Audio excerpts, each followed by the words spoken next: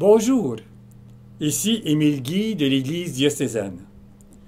Cette semaine, nous vous présentons la deuxième partie du premier enseignement de la retraite présentée en février par le Père Normand Thomas à l'Église Saint-Joseph de Chelmsford.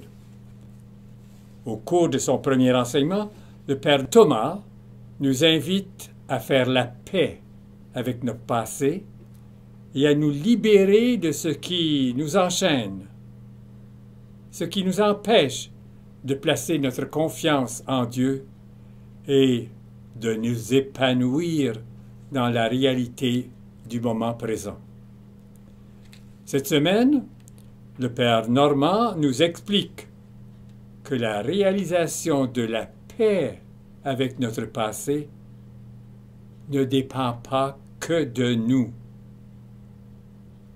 Comment cela peut-il se faire quand nous sommes pris dans un engrenage? Nous avons à notre disposition une clé donnée par Dieu. Et je cite, « Ne faites plus mémoire des événements passés, ne songez plus aux choses d'autrefois. » Je répète, « Ne faites plus mémoire des événements passés, ne songez plus aux choses d'autrefois. » Suivons attentivement la suite du premier enseignement du Père Normand Thomas. Un travail de discernement et un temps de réflexion deviennent nécessaires et vitaux pour trier entre l'utile et l'inutile de ce que nous avons vécu jusqu'ici. Prenons l'exemple d'un livre couché sur une tablette de bibliothèque. C'est le seul livre que nous avons oublié là pendant des années. Il n'a fait qu'accumuler la poussière. Il y a tellement de poussière qu'il est impossible d'en lire le titre.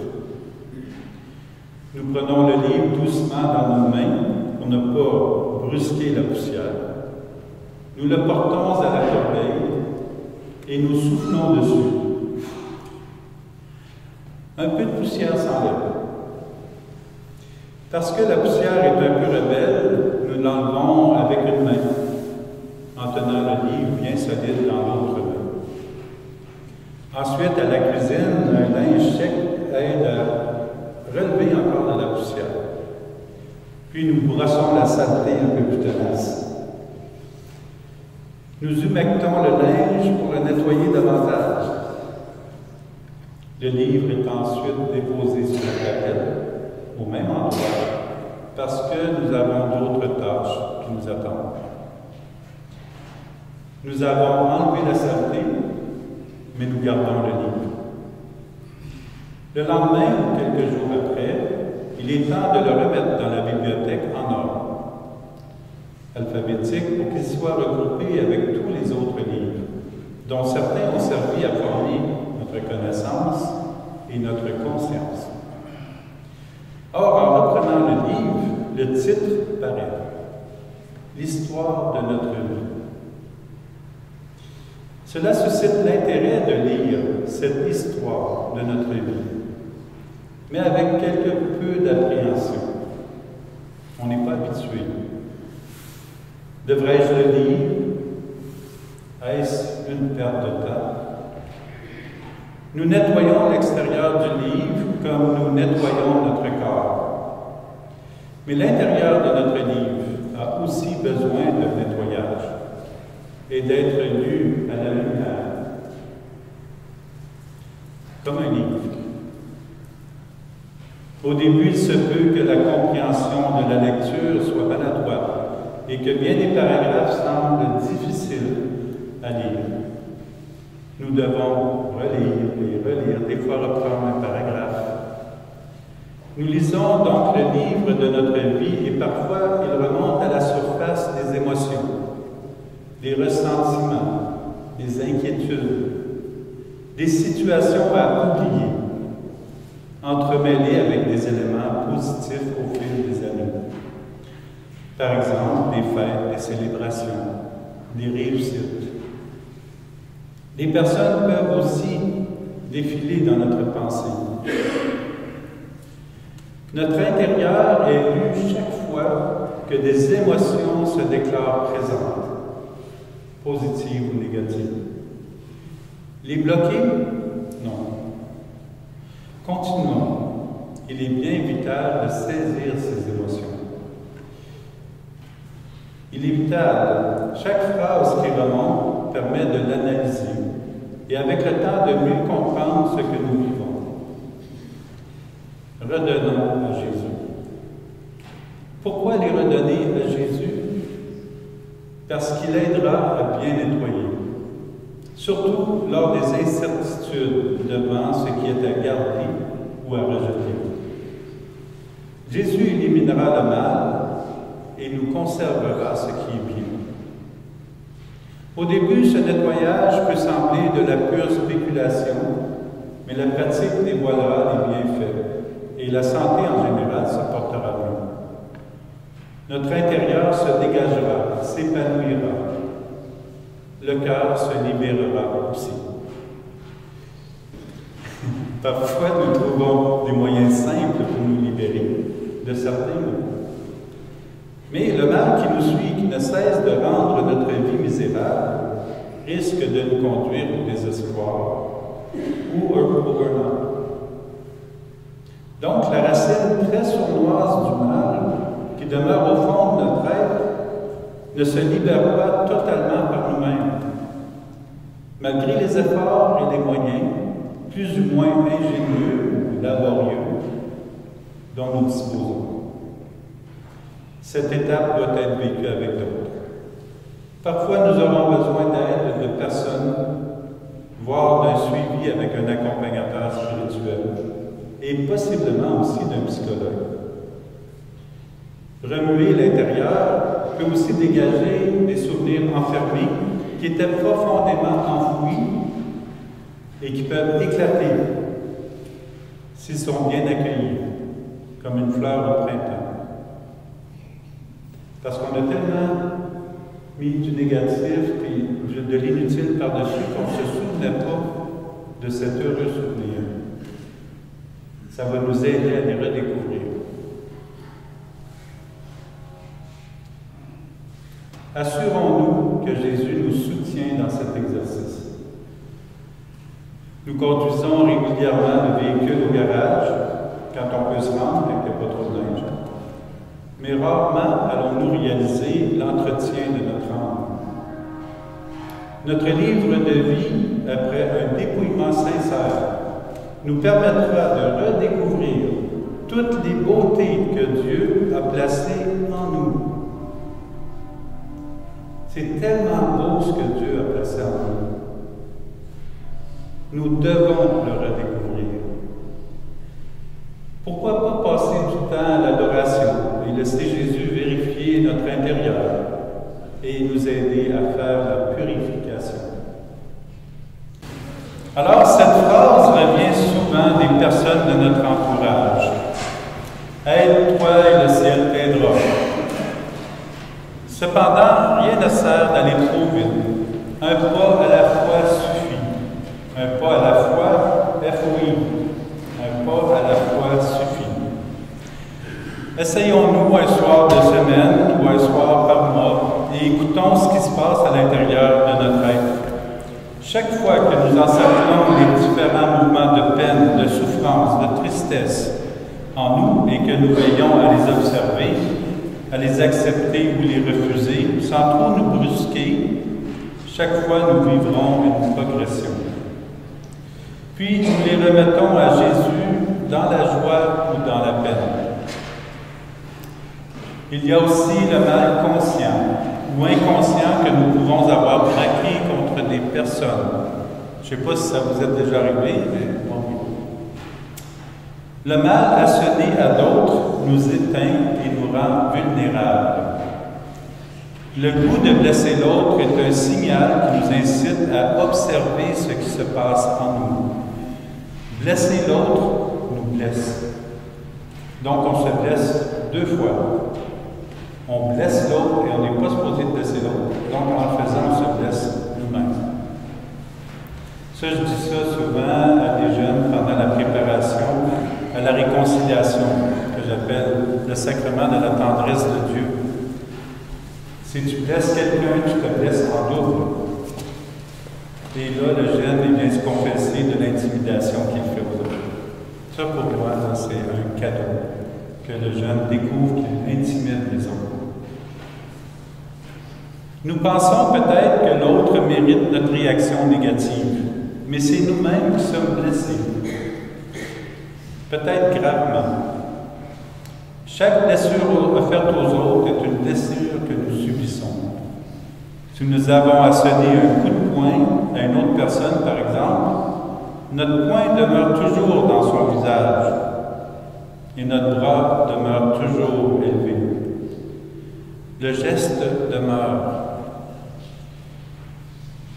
Mon bras redescend, mais le geste demeure dans ma mémoire. Demander pardon libère notre bras et libère le visage de l'autre.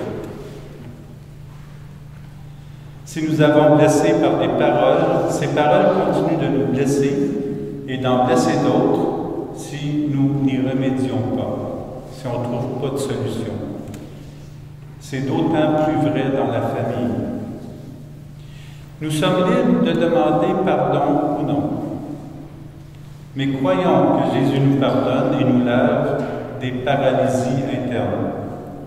Jésus libère du mal profond.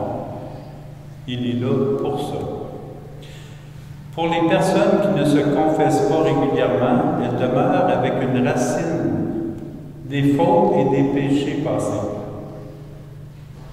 Et comme pour une plante nuisible, les racines du mal ont tendance à se développer, s'allonger et grossir. On le fait bien dans notre jardin, d'enlever les racines, les plantes nuisibles. Mais est-ce qu'on le fait dans notre vie? Le curé d'Ars s'est dit « Je ne vis que pour les pauvres pécheurs », dans l'espérance de les voir se convertir et pleurer.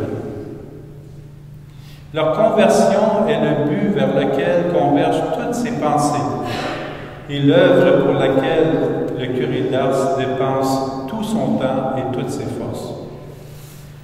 C'est qu'en effet, il sait, par l'expérience du confessionnal, toute la malice du péché et ses effroyables ravages dans le monde des âmes, qui n'en sont pas libérés du mal. Il sait c'est quoi ça fait.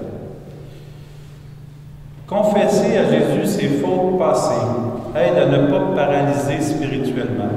Et très souvent, cela évite la paralysie interne du corps. Dans le sacrement du pardon, Jésus nous lave en profondeur par le sang et l'eau de son cœur. C'est-à-dire par l'amour réel, total, définitif. Son pardon, sa miséricorde sont offerts gratuitement. Avouons que personne n'est parfait, mais ce n'est pas une raison de nous laisser aller au mal, au péché.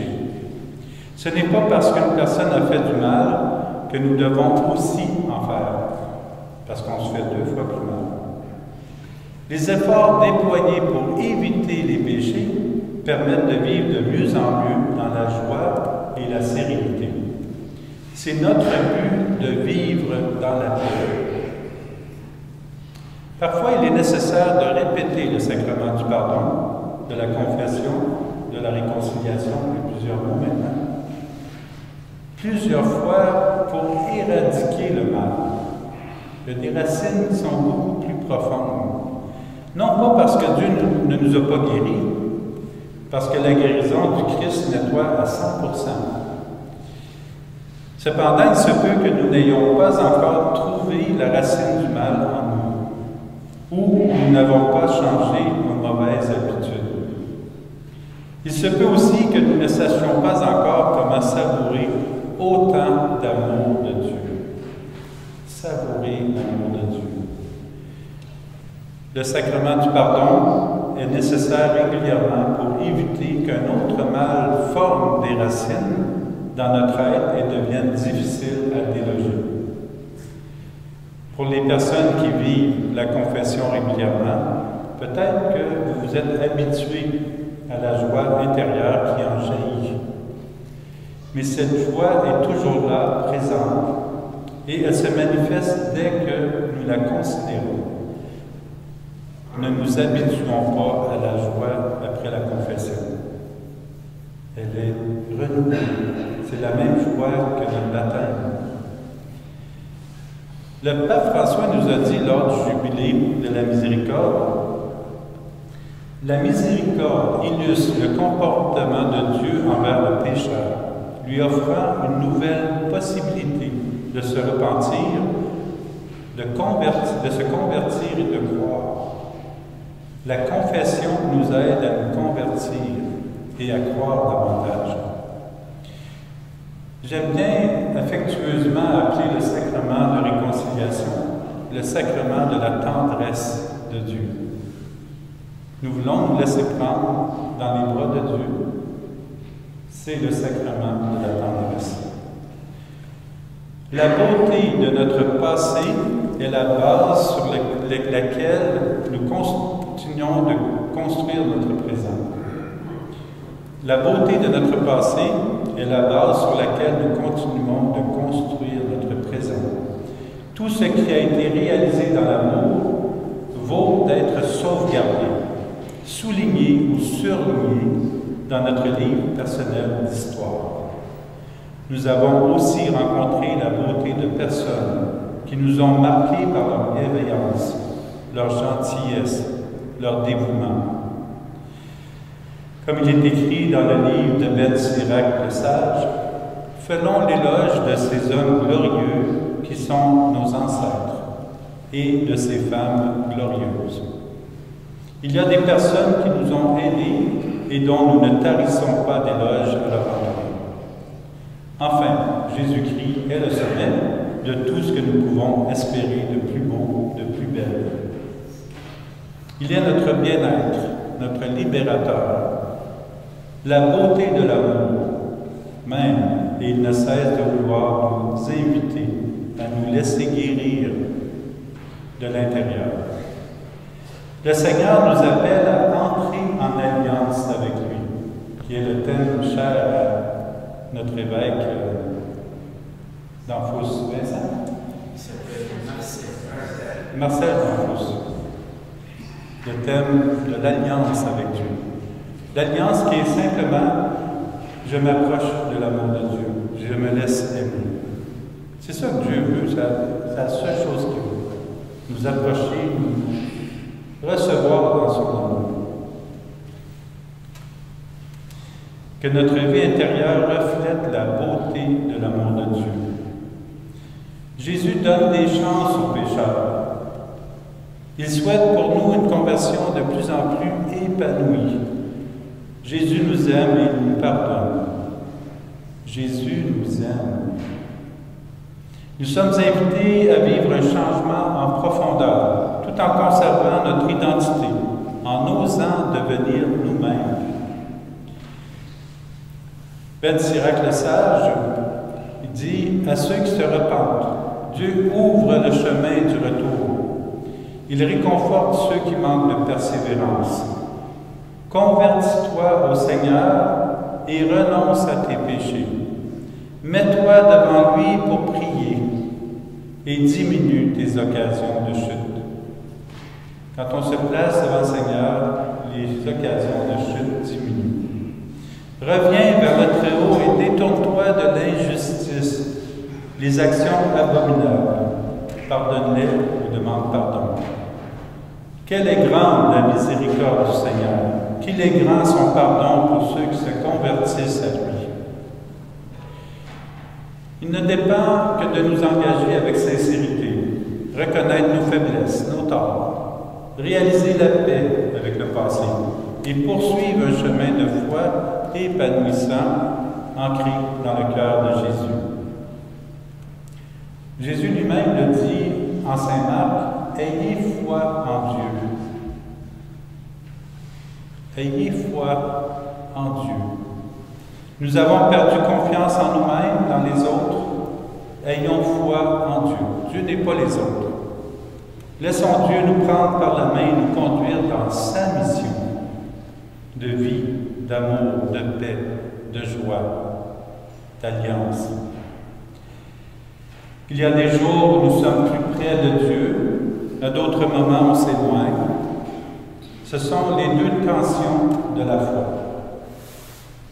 L'important est d'être attentif à ce que nous vivons de l'intérieur de nous-mêmes pendant nos éloignements et pendant nos rapprochements de Dieu, et d'en être conscient. On s'éloigne ou on s'approche de Dieu, c'est un ou l'autre. Vous savez, on ne dit jamais à quelqu'un, il faut que tu passes la balai après.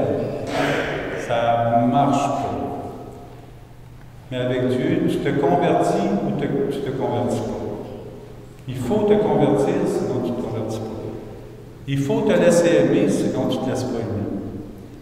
Suis-je loin ou près de Dieu?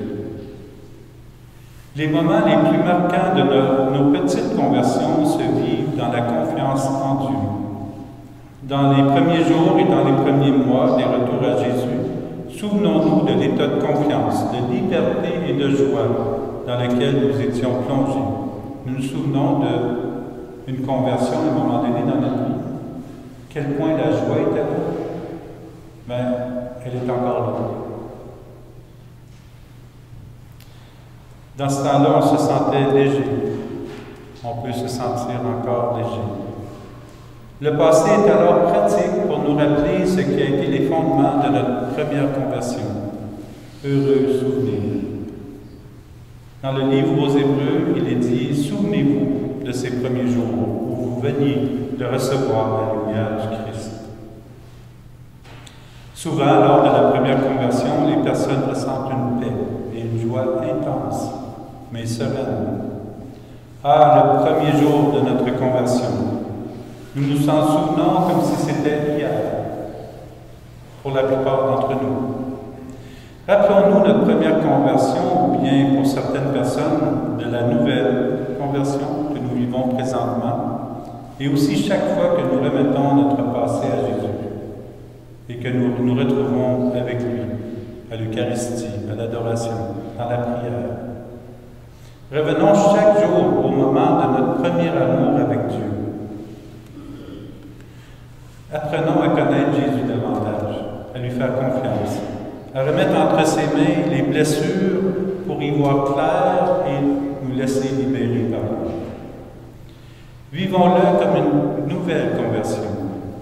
Or, il restera les bonnes expériences comme les mauvaises qui nous ont permis de progresser dans la vie. Continuons le cheminement jour après jour en remettant à Jésus ce qui ne sert plus. Réalisons un bon ménage. Profitons-en quand nous sommes de bonne humeur. Il n'est pas le temps de faire ça quand on est malade ou qu'on ne file pas bien. Remercions Jésus aussi pour tout le bon, le beau, le bien, le vrai, et aujourd'hui on peut ajouter le réel de notre passé.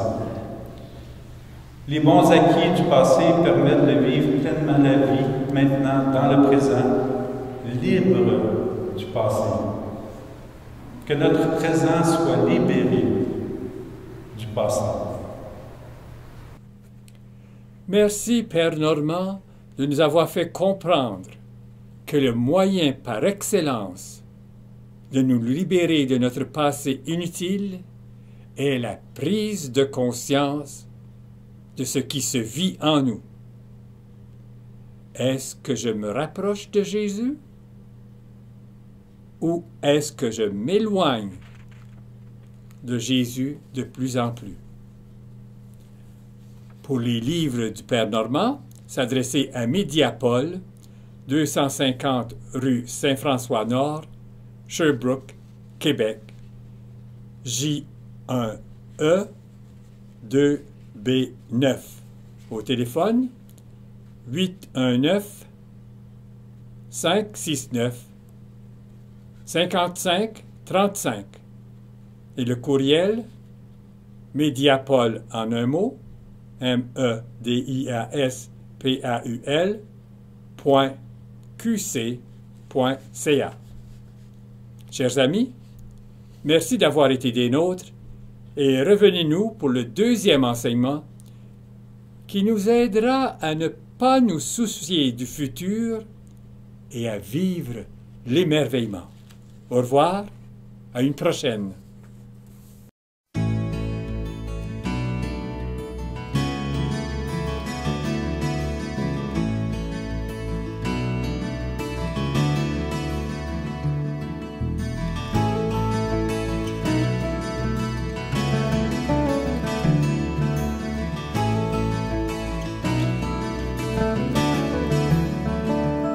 Tous ensemble, il me semble, on pourrait changer le monde de jour en jour, de cœur en cœur, par des gestes d'amour.